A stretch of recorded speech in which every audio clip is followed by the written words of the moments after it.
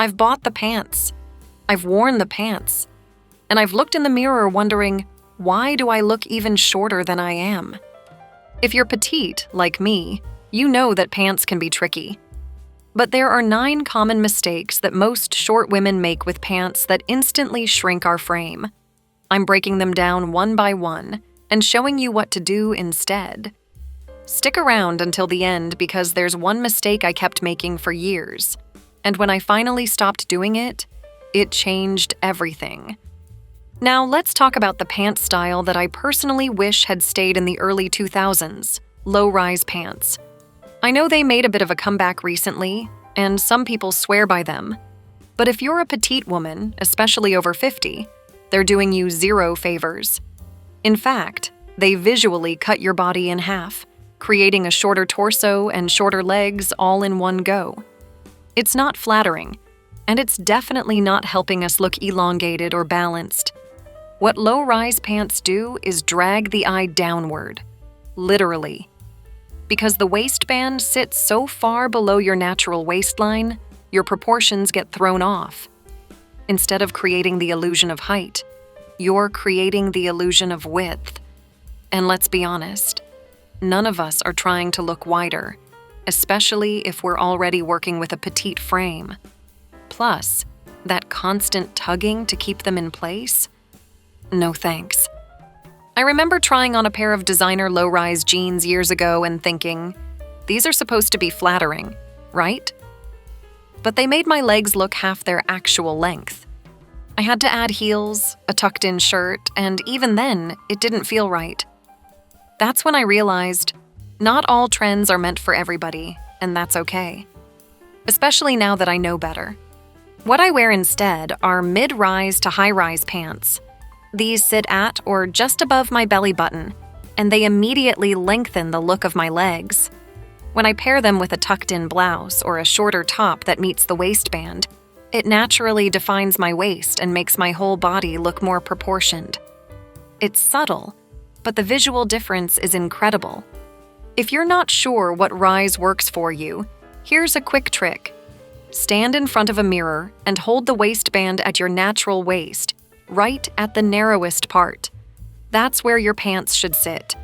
You'll instantly see how much more flattering it looks. I've included links to a few of my favorite high-rise options that are great for petites in the description box below. All right, moving on to the next one. And this is something I see a lot, especially during spring and summer, cropped pants that hit at the wrong spot. Now, don't get me wrong.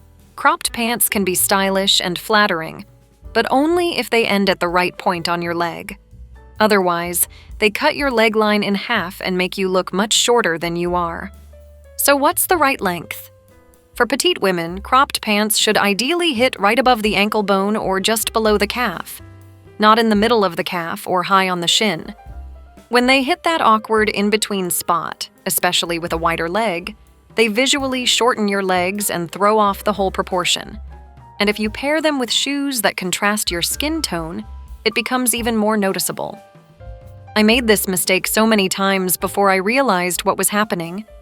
I'd buy cropped pants thinking they'd be breezy and casual, but then I'd look in the mirror and think, why do I look like I shrunk 2 inches overnight? The answer was all in the hemline. Now, I always make sure cropped pants end where my ankle tapers, that slimmest part of the leg. That little bit of ankle showing? It gives just the right amount of skin to keep the look airy but still elongated. Another helpful tip is to watch the width. If the pants are too wide and cropped, they can easily start looking boxy. I stick with slightly tapered or straight leg cropped pants that visually follow the leg's shape. And if I do go for a wider leg, I make sure to balance it with a sleek shoe, something close to my skin tone, with a bit of height when I need it. And here's a fun trick. I've had some pants hemmed just slightly to hit the right spot, and suddenly they became my most worn pair. So if you love a pair but the length's off, don't be afraid to take them to a tailor. It makes all the difference, and I promise people notice when your pants hit just right. Next up, excess fabric and baggy hips.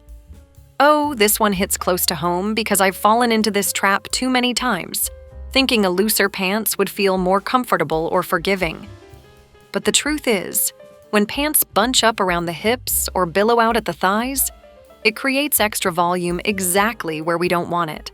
And for short women, that volume instantly breaks up our vertical line. I know how tempting it is to grab a roomy pair of pants, especially on days when we want comfort over structure. But the excess fabric adds width, not length. It makes the hips look fuller and the legs look shorter, especially from the side view. And those pants that seem fine when standing still? The minute you walk or sit, they fold and crease in unflattering ways. What I do instead is look for tailored cuts that skim, not cling, not balloon, the body. Softly tapered trousers or slim straight leg pants work beautifully. They give just enough room to move, without that extra fabric around the hips or inner thighs. And if the fit is perfect everywhere except the hips, I size for my waist and get the hips tailored. It's so worth it. Another trick I swear by is checking the side view. Stand in front of a mirror and turn to the side. If the pants stick out at the hips or puff out near the pockets, that's your sign. Smooth lines and clean seams will always flatter more than unnecessary folds and creases. And if you can't find the right cut off the rack, there are petite brands that now get this, finally. I've added links in the description box below to some of my favorite tailored pants that don't add bulk around the hips. These are pants I actually wear on rotation, and they're great for women over 50 who want style and comfort without sacrificing proportion. Let's shift gears and talk about something you might not notice at first glance: vertical details. I'll admit, I didn't always think of seams or pleats as style changers. But over the years, I've learned that they make a world of difference when you're trying to elongate a petite frame. These vertical elements act like visual arrows pointing downward, drawing the eye along the leg and subtly adding height. And the best part? You don't need to wear heels to get this effect. I've found that center seams, pin tucks, front slits, or even a clean vertical crease can instantly make pants look more tailored and more flattering. The magic is in how these lines break up space. They prevent the pants from looking blocky, especially if you're wearing a solid color. Even a subtle crease in the front of a pair of trousers can elongate the silhouette without adding bulk or extra effort. For example, one of my favorite pairs of trousers has a permanent crease stitched into the front. They're mid-rise, ankle length, and beautifully draped. But it's that center crease that makes them look expensive. It's such a small detail, but it visually lengthens the leg and makes you look taller without actually doing anything to your height. That's what I call smart dressing. And if you're someone who prefers comfort styles, like knit pants or joggers, don't worry. These vertical elements are showing up even in casual wear. I've found pull-on styles with front seams that feel like leggings but look like trousers. It's the best of both worlds for those days when you want ease but still want to look pulled together. So the next time you're shopping for pants, check for those vertical details. Whether it's a crease, a tuxedo stripe down the side, or a front slit at the hem, those little design choices make a big difference. Especially for us shorter gals who want our outfits to do the work for us. Now, here's one that I see so often: pants that are too long and end up pooling around the ankle. And trust me, I've been guilty of this myself, especially when I thought extra length would somehow make me look taller. Spoiler alert, it does the opposite. When pants bunch up at the bottom, it cuts off the leg line and looks sloppy, no matter how elegant the fabric or beautiful the shoes. I get it. It can be hard to find the perfect length when you're petite. Most brands still design pants with taller women in mind, and even some so-called petite cuts miss the mark. But when the hem of your pants drags on the floor or bunches at your shoes, it visually collapses your lower half. It hides your ankles and your footwear, and you lose all that length you think you're gaining.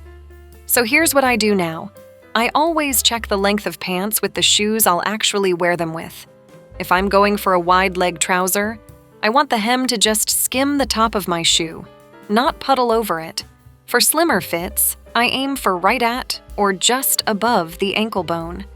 It's amazing how much cleaner and taller the whole silhouette looks with that small tweak. And for those pieces I fall in love with, but that don't fit quite right, I take them to a tailor. I know hemming sounds like a hassle, but it's quick, inexpensive, and totally worth it. It turns a maybe into a forever favorite. Honestly, after 40, I stopped settling for clothes that kinda sorta fit. Now I make sure they really fit, and I feel better for it. So if you've got pants that puddle, fold, or scrunch at the ankle, it might be time for a little trim. A few centimeters can completely change how polished and proportional you look, without changing anything else about your outfit. Now let's talk about a mistake that seems small but has a huge impact: wearing shoes that contrast too much with your pants. I learned this the hard way. I'd put together what I thought was a great outfit, say, navy pants with white sneakers. But something always looked off in photos. And it took me years to realize it was the shoes breaking up the flow of the outfit and shortening my leg line. For petite women, especially those of us over 50 who want a sleeker silhouette, creating continuity is key. That means keeping your pant and shoe colors in the same family, or at least close in tone. When you wear pants with a shoe in a starkly different color, your eye stops right at the ankle. It's like drawing a line across your leg. Not ideal if you're aiming for longer-looking legs. What I do now is think of my pants and shoes as a team. If I'm wearing black pants, I pair them with black shoes. If I'm in beige trousers, I go for nude or taupe footwear. Even a low-contrast combination, like gray pants with dove gray shoes, works beautifully. And if I'm going cropped, I'll often match the shoe to my skin tone instead of the pants, to keep the leg line flowing. This doesn't mean you have to be boring or predictable with your shoes. Far from it.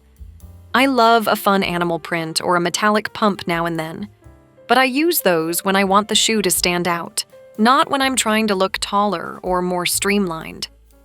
It's all about intentional styling. Once I started doing this, my legs looked instantly longer, even in flats. Now I'm curious. Have you ever noticed this in your own outfits? Do you ever feel like your shoes are making your legs look shorter? I'd love to know how you style your pant and shoe pairings, so leave a comment down below and tell me what's worked for you or what hasn't. I read every single one, and your tips might help someone else watching too. Alright, let's get into wide leg pants, because yes, you can wear them, and no, they won't drown you if you balance them correctly. One mistake I see all the time, and used to make myself, is ignoring proportions when styling wide leg pants. The key is this: if you're adding volume at the bottom, you need to keep things sleek or structured on top. Otherwise, the whole outfit can feel overwhelming, especially if you're on the shorter side. Now, I love wide leg trousers. They're dramatic, elegant, and incredibly forgiving. But when I used to pair them with long tunics or oversized sweaters, I always felt off. Looking back at photos, I realized it wasn't the pants, it was the lack of proportion. My waist disappeared, my legs looked shorter, and everything just felt a little too bulky. I wasn't letting the pants do what they're meant to do, elongate and flow. Here's what I do now. I go for a high-waisted, wide-leg pant, and I always tuck or semi-tuck my top. Even if it's a relaxed blouse, just that small tuck gives me a waist and lets the pant legs create that long, lean vertical line. Sometimes I'll add a belt to further define the waist and give the look some polish. Cropped jackets also work beautifully with wide leg pants. They hit right at the waist and create a lovely shape. The proportion rule is really about balance. If your pants are stealing the show, let them. Keep everything else close to the body or tailored. And don't forget footwear. A slight heel, wedge, or platform adds just enough lift to keep the hem flowing without dragging, and that makes all the difference. Trust me, when you get the balance right, wide leg pants can be your best friend. So next time you reach for those flowy trousers or linen wide legs, think of it like styling a seesaw. One side goes wide, the other stays light. That's how you stay chic, not swallowed. Let's talk about capris and cargo pants, two styles that somehow always make a comeback, but rarely do us short ladies any favors, especially when they come with bulky pockets right on the sides of the thighs. I know they're practical and trendy in certain circles, but from a visual standpoint, they're not doing what we want them to do. Those flap pockets, zippers, and side details just add volume in the worst possible places. Capris that cut off mid-calf already have a tricky hem length to work with, especially if you're petite. But when you throw on pockets that stick out or extra seams across the leg, it visually chops the leg and makes it look wider and shorter. It's not flattering, and it's certainly not elongating. I learned this after seeing myself in photos during a summer vacation. I was wearing cargo-style capris, and my legs looked about 2 feet long. Lesson learned. What I do now instead is opt for slimmer cut ankle pants or tapered crops with clean lines. No extra fabric, no puff pockets, no side flaps. And if I do wear capri-length pants, I make sure they're closer to the ankle than the mid-calf, and that the fabric drapes well. I also pair them with sandals or wedges that show some skin on the top of the foot, again, helping that leg line look longer. Now, if you're wondering whether cargos can ever work, the answer is yes, but only the updated versions. Look for soft fabric cargos with minimal detailing, placed higher on the hip rather than across the thigh. And always try them on and take a few photos from the side and back before deciding. The mirror doesn't always tell the whole truth. Speaking of that, the next tip is one I wish someone told me years ago, because I used to make this mistake all the time. But before we get to that, let me just say this. If you've ever looked great in the mirror but felt completely different after seeing a photo of yourself in the same outfit, you're going to want to hear this next one. Let me be real for a second. I used to rely 100% on my mirror when getting dressed. I'd look at my outfit, nod in approval, and head out the door feeling like I nailed it, only to look back at a photo later and wonder, what happened? It turns out, the camera is a much better stylist than the mirror. The mirror shows you a 3D image that your brain interprets kindly. The camera? It's brutally honest, and that's a good thing. Especially when you're petite or over 50 or both, understanding your silhouette in photos can teach you things your mirror never will.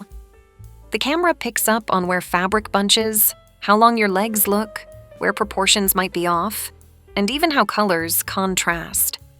I can't tell you how many times I thought a pair of pants looked fine, until I saw them in a candid shot from the side. That's when I realized they were too bulky or too long. These days, I use my phone camera as my styling tool. Before I leave the house, or before I buy anything, I take a quick photo or video. I walk around, sit, stand, and then review it. It sounds silly, but it's so helpful. The mirror gives you the idea of an outfit. The camera shows you the truth of how that outfit moves, fits, and frames you from all angles.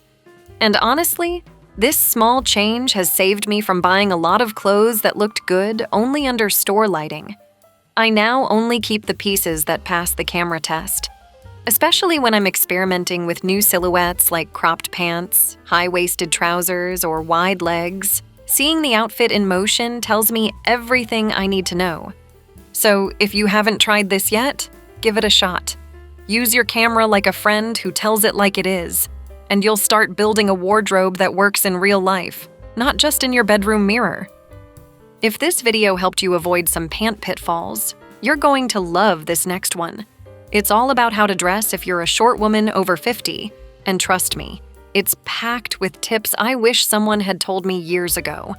We'll go deeper into proportion, fit, and outfit strategies that actually work in real life, not just in magazines. So if you want to feel more stylish without overthinking it, be sure to check it out.